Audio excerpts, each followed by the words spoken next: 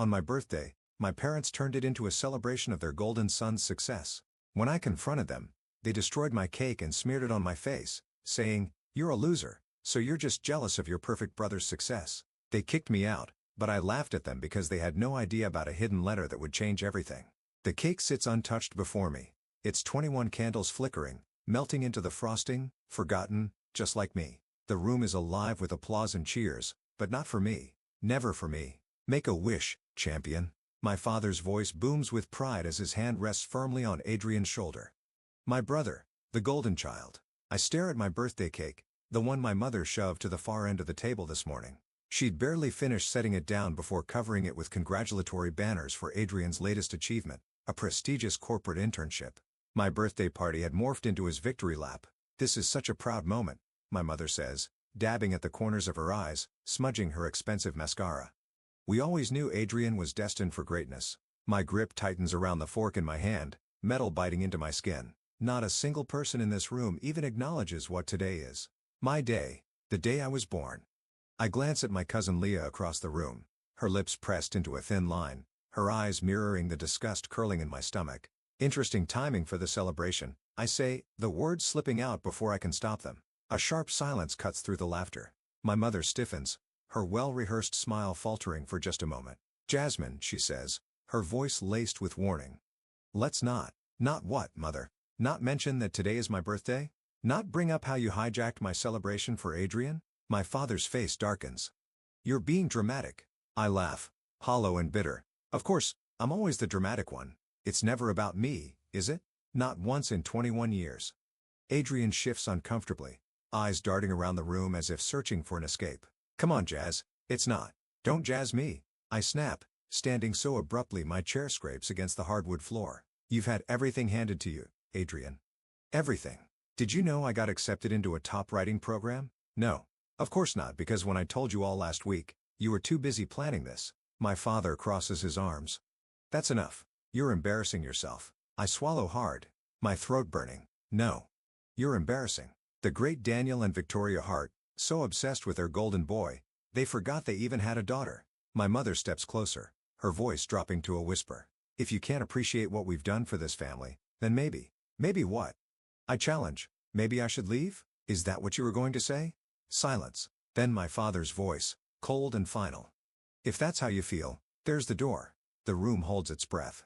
Leah's eyes plead with me to stay. My grandmother, Eleanor, watches with quiet understanding. Everyone else either looks away or whispers among themselves. I glance one last time at the perfect cake, the perfect decorations, the perfect sun standing in the glow of my stolen celebration. Fine. I grab my purse and turn for the door. "Jasmine." Adrian calls, but I don't stop. The night air greets me with a crisp embrace as I step outside, leaving behind the only home I've ever known. My phone buzzes. A message from my best friend, Nina. "Did you do it? Did you finally stand up to them?" I inhale sharply, my fingers trembling as I type. "It's done. Can I crash at your place?" Her response is immediate, already setting up the spare room. "And Jasmine, I'm proud of you." I take one last look at the house, the pristine windows, the manicured lawn, the picture-perfect lie I was raised in. They wanted me gone? Fine. But they're about to learn that the daughter they cast aside is the one they should have feared the most. Nina's spare room feels like a lifeline in the middle of a storm. 3 days have passed since I walked out of my parents' house, and the silence, the absence of their judgment, their expectations, their suffocating presence should be freeing. But it's not. It's deafening. I sit cross-legged on the small bed, staring at my phone's black screen, counting the notifications that aren't coming. Not from my mother, not from my father, not even from Adrian. Earth to Jasmine. I glance up as Nina leans against the doorframe, holding 2 steaming mugs of coffee. She nods toward the neatly folded blazer on the bed. "Your coffee's getting cold, and your interview outfit is getting wrinkled." I smooth out the fabric with a sigh. "Sorry. Just thinking about." "Don't." She hands me a mug, her expression firm. "That's your 3rd time almost mentioning them today. We're focusing on your future, remember?" The coffee burns my tongue, but I welcome the sting. It's better than the ache in my chest. I check the time, 2 hours until my interview at the Daily Brew. It's not much a barista job, but I need it. I need my own money, my own independence. Before I can say it out loud, my phone buzzes. "Gran." I hesitate before answering. "Gran." Her voice is calm but carries an edge of urgency. "Jasmine, are you safe?" I glance around Nina's small but cozy apartment. Yeah, I'm okay. I'm staying with Nina. Good. Listen carefully. A pause. I need you to meet me at Riverside Park tomorrow. The usual bench. 10 a.m. Something tightens in my chest. Why? What's wrong? There are things you need to know. Another pause, then a muffled voice in the background. My mother's. Gran's voice drops lower. Not over the phone. Just be there. The line goes dead. Mina raises an eyebrow. That sounded cryptic. I set my phone down, my hands unsteady. Gran's always been different from the rest of them.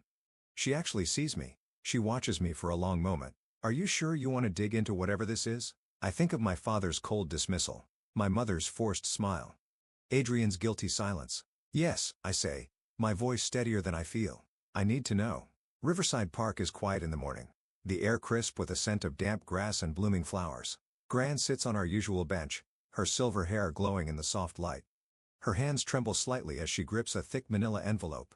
You look tired, darling, she says as I sit beside her. New job. First week. Everything hurts, I say, forcing a smile. But at least it's mine. Her expression doesn't soften.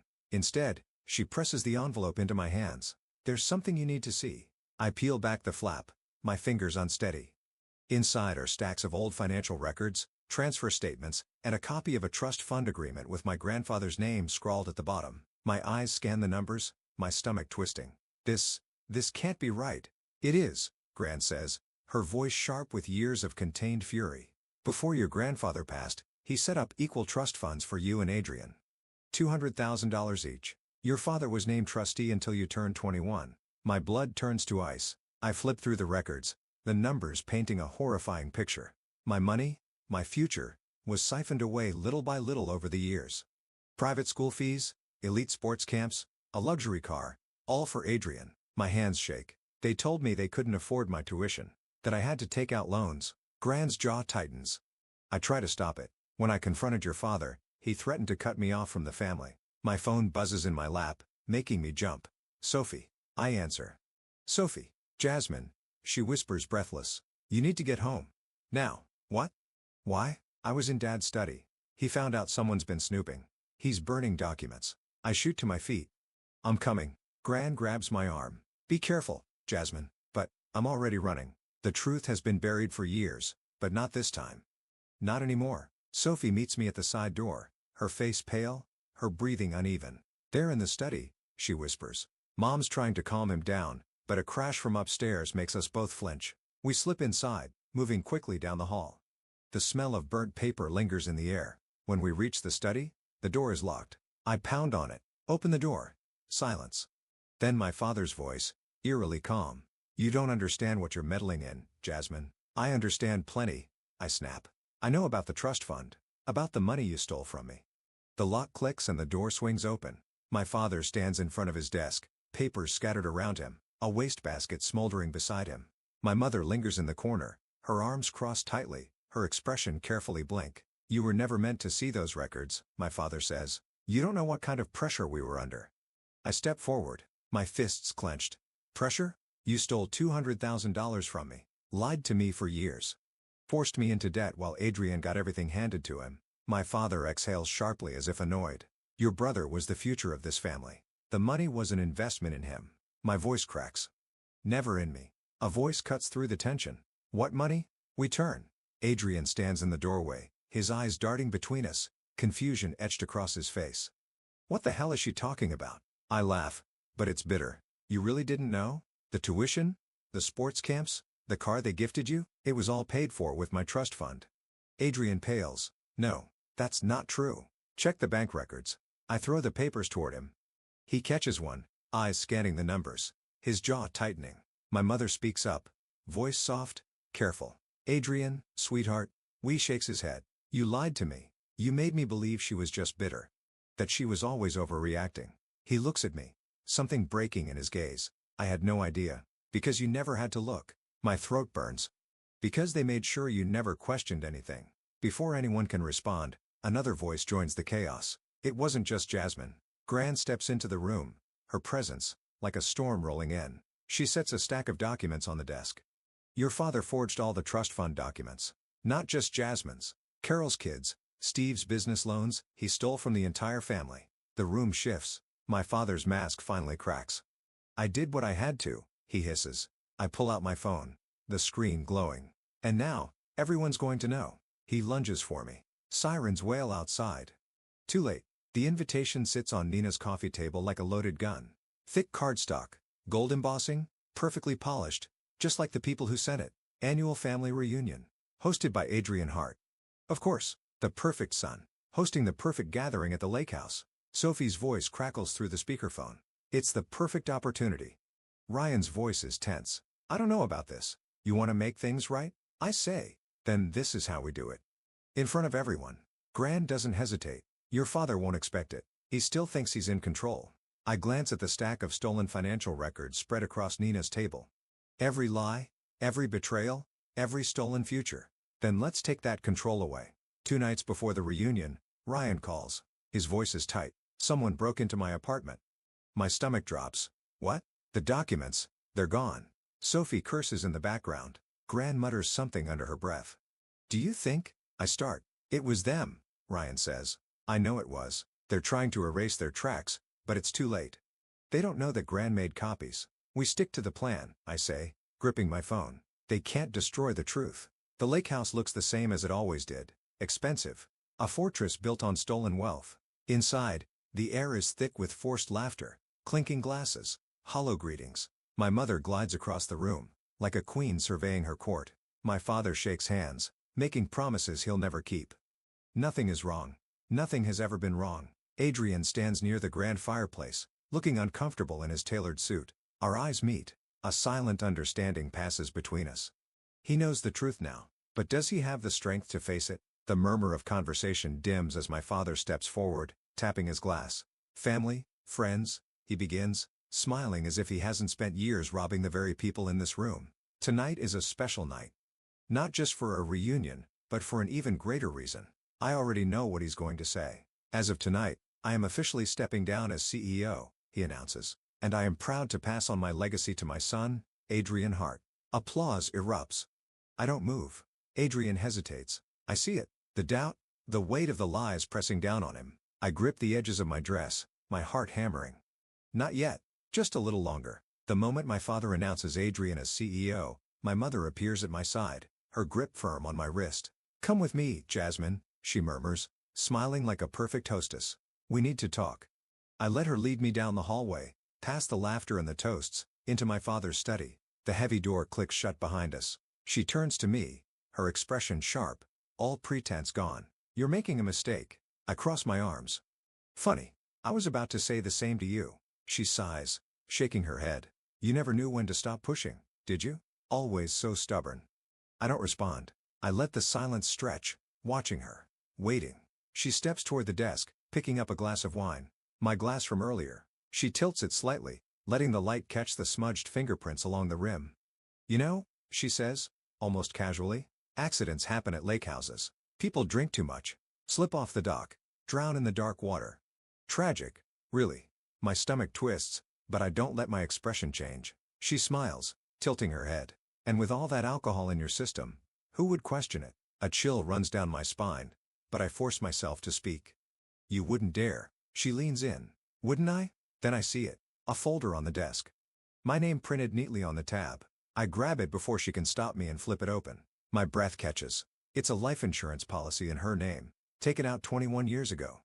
It expired yesterday. The blood drains from my face. You weren't celebrating Adrian's internship, I whisper. You were celebrating that I lived, that you couldn't cash this in. Her smile falters. Before she can answer, the door swings open. Adrian stands there, his face pale, his eyes burning with realization. Is it true? My mother freezes. Adrian, did you do this? He demands, stepping into the room. Did you steal from Jasmine? Did you steal from everyone? I watch as my mother hesitates. For the first time in my life, she doesn't have a perfect answer. Your father and I. No. His voice is sharp, cutting through her excuses. Tell me the truth. She exhales slowly. We did what was necessary to protect this family. Adrian shakes his head. You mean to protect yourselves? His hand trembles as he pulls out his phone, turning the screen toward us. I found more. More hidden accounts. It's not just Jasmine. You stole from Aunt Carol, Uncle Steve, Thomas's medical fund. You ruined lives. A flicker of panic crosses my mother's face. Adrian, sweetheart, listen. The sound of sirens cuts through the night air. She stiffens. What did you do? Adrian's voice is quiet but firm. I called them. The color drains from her face. I reach into my pocket, pulling out my phone, pressing play on the recording I took moments ago. Accidents happen at lake houses. My mother's own voice fills the room. Her eyes widen in horror. Jasmine. I tuck my phone away. Game over, Mother. The door bursts open. The police have arrived. The handcuffs click into place, cold metal against my father's wrists. He doesn't resist. He doesn't even speak. My mother, on the other hand, fights until the very end. This is a mistake, she shrieks as the officers lead her through the front doors of a lake house. You're ruining this family. Adrian and I watch in silence. No. You ruined this family. Behind us, the great room is filled with stunned relatives. Aunt Carol is crying. Uncle Steve stands frozen, staring at the projected financial records flashing across the wall, proof of every stolen dollar, every lie. Thomas's mother clutches his medical bills to her chest, her hands shaking. They really did it, Sophie murmurs. They stole from everyone. Gran steps forward, her gaze sweeping the room. The truth was always going to come out. Jasmine just made sure it happened tonight. Everyone looks at me. I don't know what to say. For so long, I thought exposing them would feel like victory, like justice, and maybe it is. But as I watch my mother being shoved into the police car, her mask of control finally shattering, I don't feel triumphant. I just feel tired. Adrian exhales sharply beside me. What now? I don't have an answer. Gran does. She takes my hand, squeezing it gently. This was never about revenge, Jasmine. It was about breaking the cycle. Breaking the cycle. The words sit heavy in my chest. My parents built their empire on greed and lies. Adrian and I grew up in the shadow of their corruption. But we don't have to live there anymore. I turn to my brother. The company. The properties. The investments. We rebuild them. He frowns. You want to fix what they created? I shake my head. No. We start over. Honest. Real. We don't just tear down their lies. We build something new. For the first time in his life, Adrian lets me take the lead. For the first time in my life, I feel free. The courthouse halls echo with murmurs, reporters whispering, cameras flashing, but all I hear is the judge's voice delivering the final sentence. My parents sit before me, their designer clothes replaced by prison orange. My father stares straight ahead, expression unreadable. My mother, for the first time in her life, has nothing to say. The court hereby sentences Daniel and Victoria Hart too. I don't need to hear the rest. I already know how this ends. I glance at Adrian. He stands beside me, shoulders squared, jaw tight. We started this together. We finish it together. Outside, the air is crisp, fresh with a scent of spring. Gran is waiting at the steps, Sophia her side. Mina holds up a newspaper, the headline bold and final. Family empire falls, the heirs choose truth over power. Adrian exhales. It's over. I shake my head. No, it's just beginning. We have control now. Of the business, of the family's future, of our future. For the first time, we get to decide what comes next. That evening, I stand at the edge of the lake house property, watching the golden light of sunset reflect against the water. For years, this place was a monument to deception. A house of stolen wealth and buried secrets. But not anymore. Adrian steps beside me. You really think we can change this? I nod. We already have. As the last rays of sunlight fade, I take one last look at the house. Not as a place of pain, but as the start of something new.